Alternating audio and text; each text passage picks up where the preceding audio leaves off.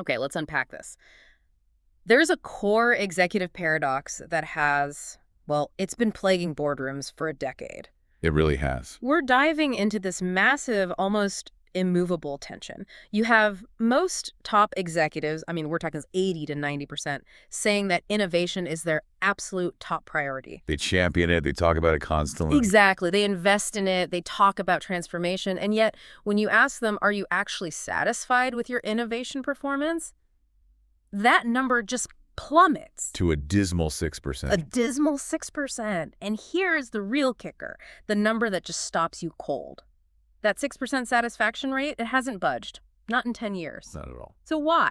Why is the gap between what they want and what they get so bad and so stubborn? It's stubborn because, most organizations are busy fixing the plumbing. The plumbing? Yeah, the strategy, the capital allocation, but they're ignoring the fundamental climate problem. So the mission of this deep dive is really to analyze that fear factor that paralyzes innovation from the inside out. Right. We're trying to move beyond this vague feeling that, fear is present.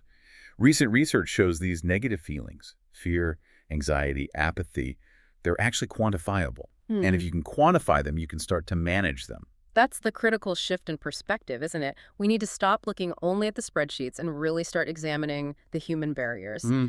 Our sources, they focus so intensely on the culture, the norms, the mindsets, the habits, and especially the language that stops good ideas cold. It's the informal rules. Yeah. The ones that create this brick wall of self-censorship. Yeah. Precisely. And the data point that sets the stage for all of this is, frankly, startling. 85% of leaders recognize that fear stifles innovation in their ranks. They know the problem is there. Okay, so they see it. They see it. Yeah. But fewer than 11% are actively doing anything about it. Wow. So we're going to show you exactly what that 11% are doing differently. We'll get into the 3 main fears holding people back, but also the 5 cultural elements that really distinguish the low-fear, high-performance leaders. All right, so let's start there. Let's put a flashlight on those specific fears employees are facing. This isn't just, general anxiety. These are professional, career-defining anxieties that are hitting the internal brakes. Yeah. What did the research find? What are the top 3? So the comparison between average and leading innovators, it revealed 3 really dominant anxieties. The most dramatic one, the one that tells you immediately where the risk aversion is rooted, is the fear of a negative impact on one's career. Okay. People at average innovation companies report this fear 3.6 times more often than people at leading companies. 3.6 times. That's not a small difference. Huge.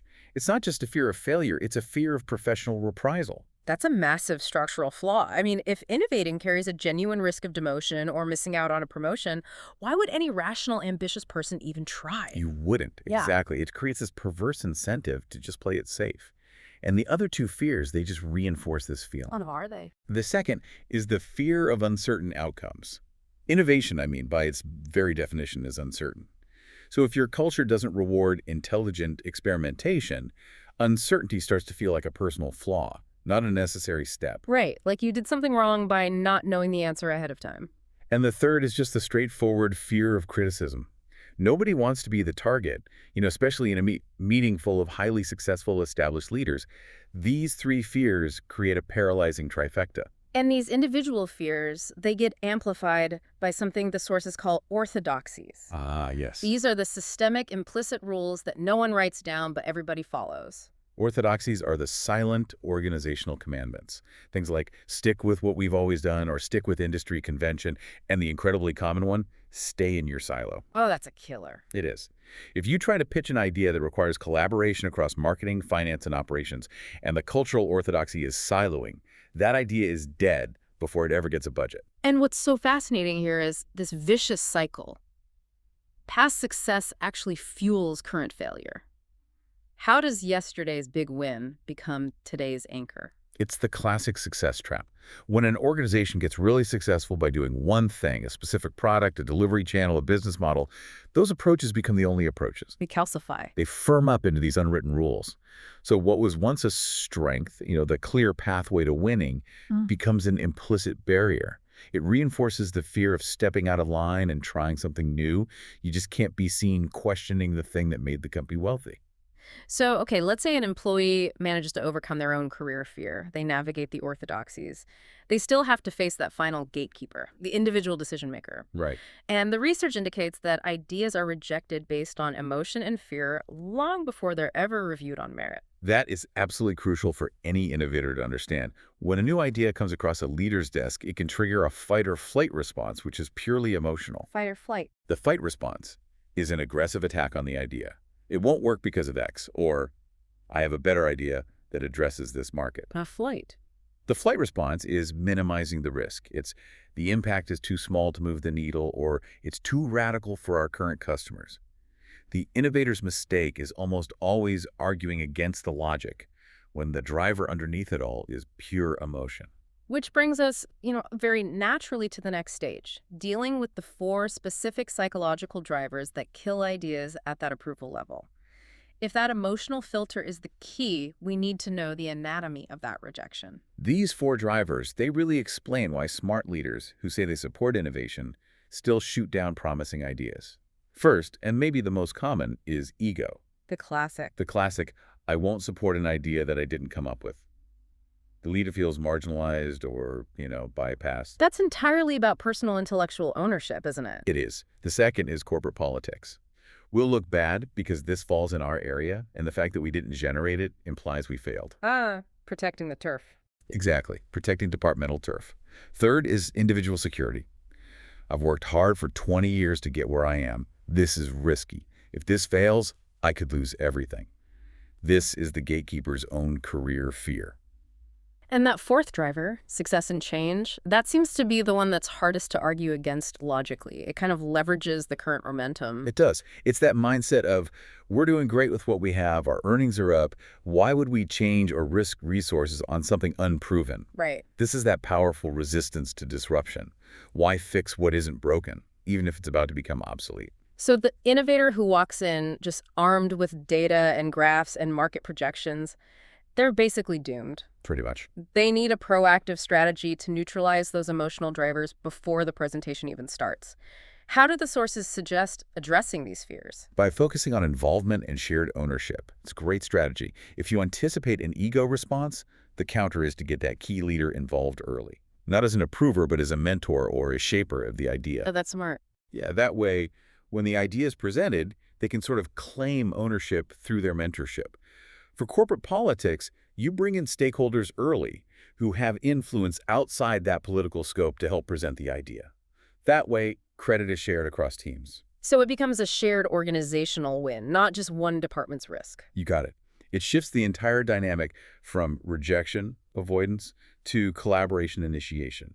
You're reframing the decision as a shared endeavor. Which brings us to the ultimate goal, moving away from that high fear environment to one that's characterized by positive energy, joy, inspiration, and courage. And this is where we see the intentional cultivation of a low-fear culture. It really starts with language and reframing. And we're talking about fundamental shifts in how the organization talks about risk, not just, feel-good platitudes. I found the linguistic example so practical. How does a company subtly redefine failure just through language? There are a few key moves. One organization, they hyphenate the word mistakes as mistakes. Mistakes. Mistakes.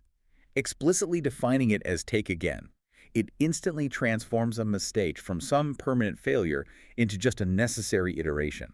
It inoculates the culture against that pervasive career fear we talked about. That's a powerful microshift. It reframes the outcome without changing the event itself.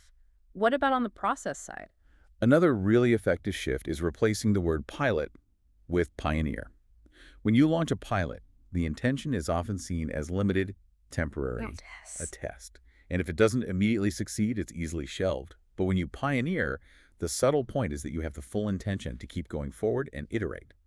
It implies commitment. But there's a danger here, right? A huge danger. Yeah. You have to be careful. You can't engage in what the sources call innovation kabuki theater.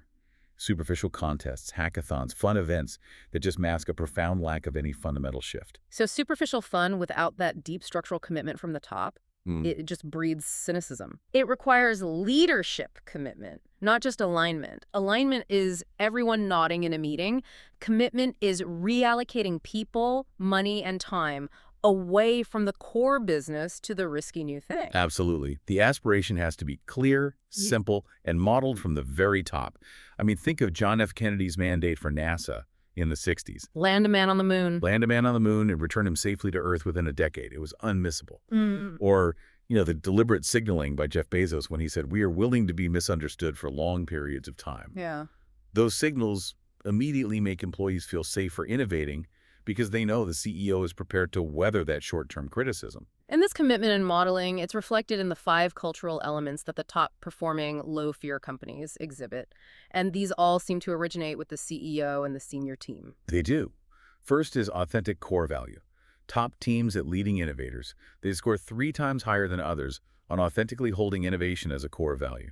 It means it actually drives hiring, resource allocation, promotion decisions, not just PR. And what does that authenticity look like in practice? Beyond just, putting the word innovation on a slide. It means that if there's a conflict between short-term quarterly goals and long-term experimental efforts, the leadership consistently sides with the long-term investment. They show, not just tell, that they value the future over the immediate return. Okay, so that's number 1. Number 2 is about making the change meaningful through communication. Right, championing and storytelling. Leading innovators score 4.5 times higher here. They turn innovation into an existential story. A great example from one media company was their mantra. We do 2 things. We make originals and we make sequels. I love that. It's so good. The sequels prevent commercial bankruptcy and the originals prevent creative bankruptcy. It frames innovation as this dual essential goal. It makes sure employees understand the why. That duality is brilliant. And number 3, signaling and symbolizing. That seems to be the most dramatic difference. It is. Leaders in low-fear cultures are 11 times more likely to use clear symbols to reinforce the mandate. They just understand actions speak louder than internal memos. What kind of actions? It can be something as simple as setting the employee default landing page to your main competitor's homepage. Oh, wow. Yeah, signaling daily that external awareness is priority 1. Or having the CEO personally lead the delegation to the Consumer Electronics Show, which tells the whole organization that thinking outside your industry silo is critical. That reinforces the mandate without a single PowerPoint slide. But the most powerful examples fall under the 4th element, behaviors and rituals. This is where leaders really practice what they preach. Exactly. Leaders have to demonstrate the behaviors they want employees to adopt. Think of Steve Jobs personally showing up at call centers to understand customer needs, even as CEO of a massive company. It's about fighting that tendency for leaders to become insulated. And the most arresting example from the sources was that full-blown corporate ritual used to bury the fear of failure. That must have had an immense impact on the culture. It did. The sources talk about a Korean CEO who, wanting to challenge this deep-seated cultural fear of failure, staged a full-blown Korean funeral. A symbolic one, of course. A funeral for what? For the fear of failure itself. He and his top team literally buried the abstract idea that failure is something to be feared, declaring it officially dead within the organization. That is bold. That audacity, that symbolic high-stakes ritual, it resonated for months. Gave employees explicit permission to experiment. You can't ignore an action that visible and that committed. That's proof that culture isn't squishy. It's manageable through these bold, intentional acts. And finally, the 5th element, psychological safety, it underpins all of this. It's the foundation. Psychological safety is the foundation upon which everything else rests. It's not about an absence of criticism. It's a space characterized by humility, respect, honesty, where people feel comfortable asking risky questions and challenging the status quo without fear of personal retribution. It's what turns mistakes from a linguistic trick into a lived reality. Okay, so now we move to a major practical hurdle in sustaining all this. The challenge of the two-speed world.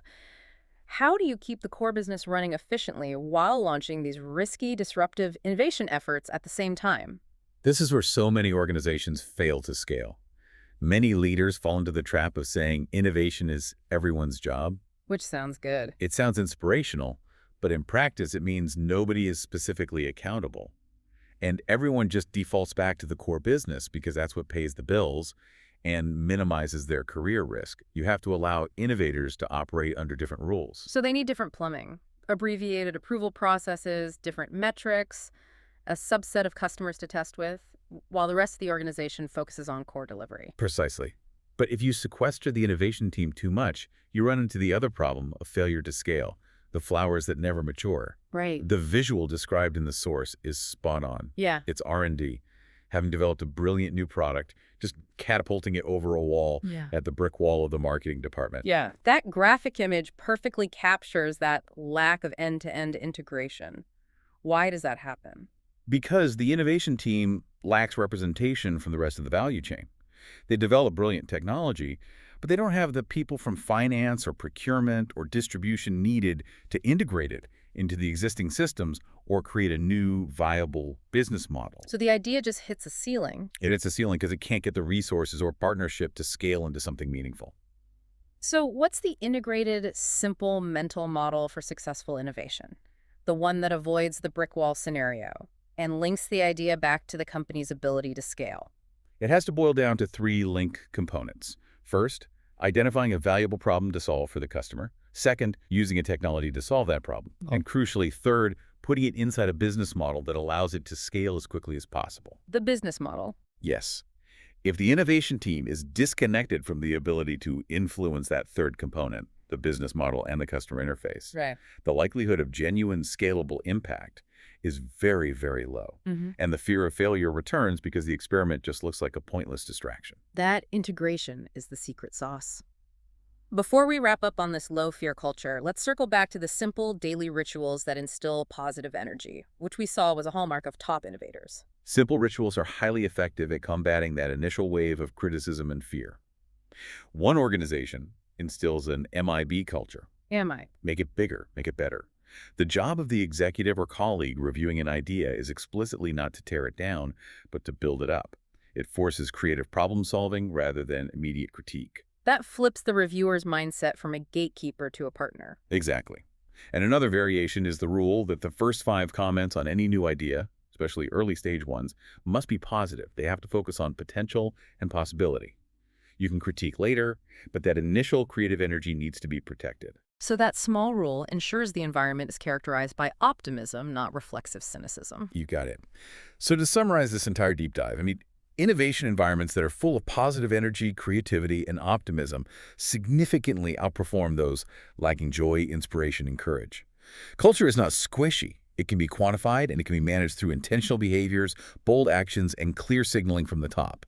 Addressing the fear factor is the single most critical, yet most neglected task of senior leadership. We learned that in Top Innovators, about 1 in 6 of their stated core values focuses on innovation.